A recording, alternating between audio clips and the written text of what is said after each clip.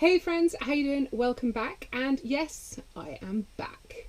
So for those that don't know me, then hey, my name's Jane Sarche and I write recipes for a living. This is Myrtle, my cute little camper van, and it's together in this tiny kitchen that we make you guys awesome one-pot camping recipes. Yes, my pan is smoking, I'm well aware of that. That's a good thing, don't panic. So, quick thanks to everybody that commented on my last video. Holy cow, I actually shed a few tears reading some of your comments, guys. Thank you. That was kind of insane. And there were a few of you that were a little bit concerned that I was going to be too big for my own boots now and would no longer be appearing on YouTube. Well, can I just say that this is my happy place when it comes to my work, so you ain't getting rid of me that quickly. I have no intention of leaving YouTube at the moment. So there, you're stuck with me. So, filming was really good.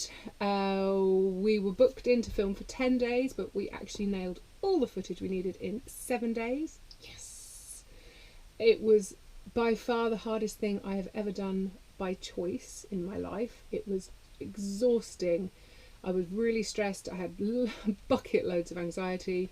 I wasn't sleeping, so I was exhausted because of that and because of the anxiety. It was very, very, very difficult time, and there were points, if I didn't have so many people depending on me to pull through, there were so many points that I would have happily just walked away from it. It was, at times, it was horrendous. Some of the times it was great fun and a real giggle. So after the week's filming, then Myrtle and I went away and we stayed on a campsite in Cornwall that has not even got electric hookup. It's one of the most basic campsites ever and I love it, and it was just what I needed. I read a novel every day, literally start to finish, and I slept and I ate and I just unwound. It was really, really good for me, and I'm not very good at doing that, so I'm quite proud of myself. So anyway, I've had that lovely week off. I feel very refreshed and renewed. I'm very excited about coming back to you guys and getting some content under the way, and that's why I'm celebrating with a delicious piece of sirloin steak. Okay, let's stop with the waffling. Oh, if anyone out there doesn't know what the hell I'm talking about, then you better go watch my last video. Here's a link. So, my pan is kind of hot, you may notice. If yours isn't smoking, then... Oh, I haven't got anything to... Hang on. One moment, please. If your pan isn't hot, obviously hot by smoking, then you can splash a few drops of water, just like flick some from the tap in there, and if it's hot enough, they'll just evaporate instantly, so you'll know. But I can tell just by looking that mine's ready to go. So I'm just going to pop a little bit of oil in. Now this is actually bacon grease. I'm a country girl, and when we cook bacon, we don't throw that lovely fat that comes out. We don't throw that away because that's gold in our world. So that's in. That's just to lubricate the pan. And I'm just going to pop some Cornish sea salt in here. And yes, I use a hell of a lot of Cornish sea salt. A, because it's delicious and it makes the meat taste even more delicious. And B, because this is a very thick piece of meat. So just going to season the other side too. And I don't know if you can see, but that's the nice thing about Cornish sea salt. One of the nice things is that the flakes are really big and chunky and almost crunchy. And when you bite into that with the seared meat, oh, so good. Okay, so my steak is an inch, maybe just over an inch thick in places. This is going to take quite substantial time to cook. I like my medium rare-ish, so fingers crossed that's what I'm going to get. Always a worry when you do it on camera. So another thing to be aware of when you're cooking steak, or two things really, is to bring it out of the fridge an hour before you need it. You want it to come up to room temperature. And secondly, you want to remove the paper or the plastic packaging that it's in at least 20 to 30 minutes before you cook. Then what you're going to do is take that wet piece of meat and you want to dab it with some kitchen roll to get rid of the excess of the moisture.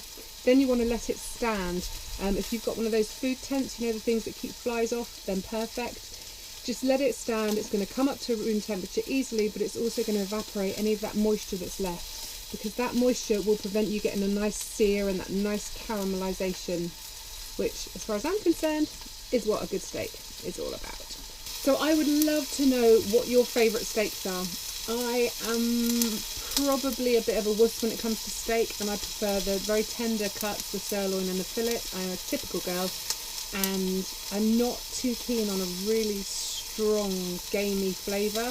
So I'm not actually that keen on meat that's hung for a really long time. And actually that kind of reminds me, when I was a kid, my dad would often be given braces of pheasants by local farmers that have been out shooting. For those that don't know, a brace is a male and a female pheasant that you get given dead, and they're still covered in feathers and guts intact and stuff.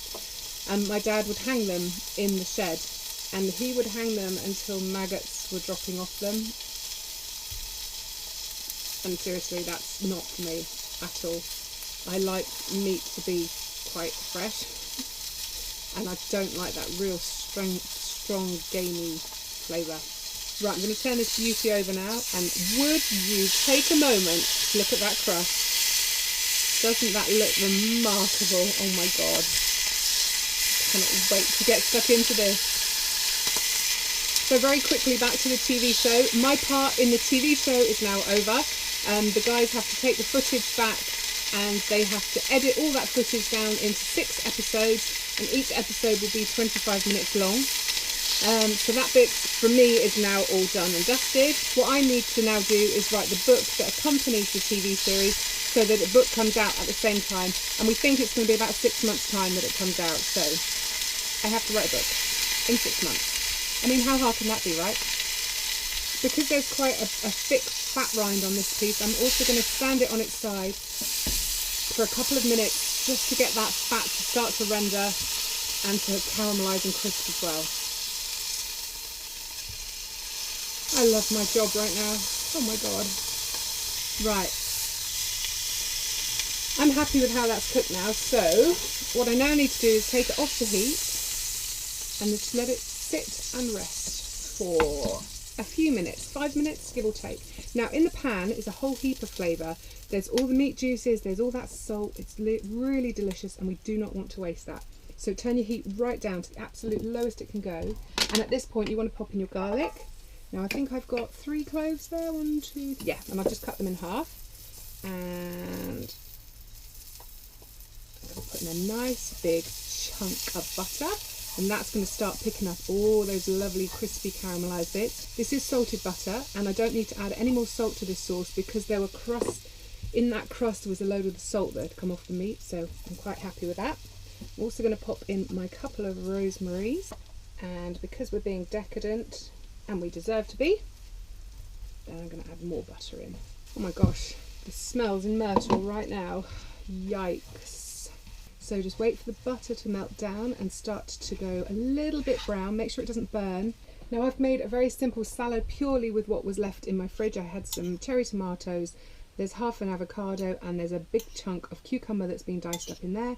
And I've just poured some lime juice. Would have preferred lemon in this instance, but didn't have lemon left. So there's some lime juice, salt and pepper. So that's going to go with my steak.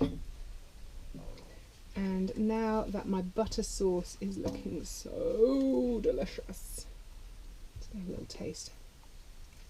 Oh, so good. Okay, I'm not going to waste those rosemary. I'm going to pop them on top of my steak there, and they'll add more flavour in there.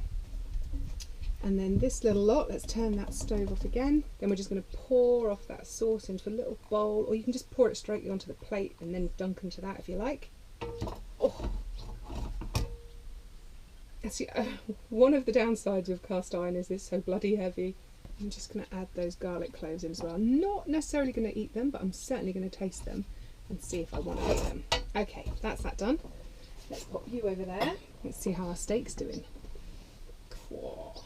So, let's bring that old plate over.